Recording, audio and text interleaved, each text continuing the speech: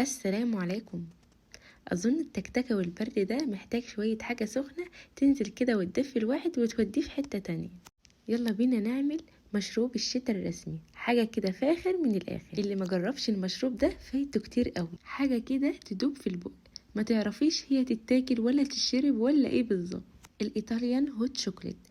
يلا طلعوا الكراريس واكتبوا ورايا، بجد المشروب ده لو جربتوه هتعتمدوه وعمركم ما هتبطلوا تعملوه.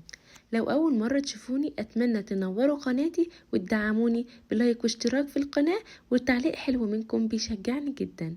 يلا نقول بسم الله ونصلي على رسول الله. اللهم صل وسلم وبارك على سيدنا محمد. اول حاجة بحط كوبايتين كبار لبن وانزل عليهم بمعلقة ونص نشا. انتي ممكن تحطي معلقة لو بتحبيه خفيف شوية، لكن انا حطيت معلقة ونص نشا. وهنزل بمعلقة واحدة كاكاو محلى، وبعدين هكمل بكاكاو طبيعي غير محلى. هنزل كمان ب3 معالق كبار من الكاكاو الغير محلى، يعني المعيار المظبوط لكل كوباية لبن معلقتين كبار كاكاو.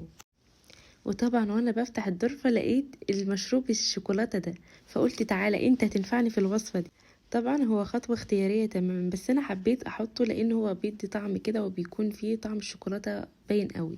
هنزل بالفانيليا وبعدها رشة من الملح، بس انا للأسف نسيت اصورها، رشة صغيرة لا تذكر، يعني هي بس تظبط الطعم. هنقلب كل الحاجات دي على البارد من قبل ما نرفعها على النار ولا اي حاجة. هنقلبها عشان النشا كله يدوب وكل الشوكولاتة وكل الحاجات اللي احنا حطيناها تدوب تماما. قلبته كويس جدا. خلاص بقى ننزل معانا بكام قطعة شوكولاتة، اي نوع شوكولاتة عندك شوكولاتة خام، شوكولاتة عادية، اي نوع شوكولاتة انزلي بيها. انا هنا كنت رفعته على نار هادية جدا وبفضل اقلب فيه علشان لو فيه لسه اي تكتلات من النشا او الكاكاو تدوب خالص في المرحلة دي، فعشان كده ده قلبي كويس جدا. وانت في الوقت ده خلاص هتلاقيه تقل معاكي وبقى بالشكل ده، حاجة كده رهيبة، قوام كده كريمي ومختلف جدا. هو كده عاتي على قوام البودنج او المهلبية، حاجة كده تدوب في البق. جربوه متأكدة هيعجبكم جدا. وبعدين حطيت عليها من فوق كده مارشميلو، انت ممكن تحط مارشميلو او شوكولاتة او ترش عليها من الكاكاو الخام، ترش عليها رشات قطرات كده. طعمه بقى خطير ولا شكله؟ بصراحة طعم وشكل وريحة وكل حاجة فيه حلو جدا. طبعا لازم تقدميه بمعلقة كده لان هو الاغلب بيتاكل كده.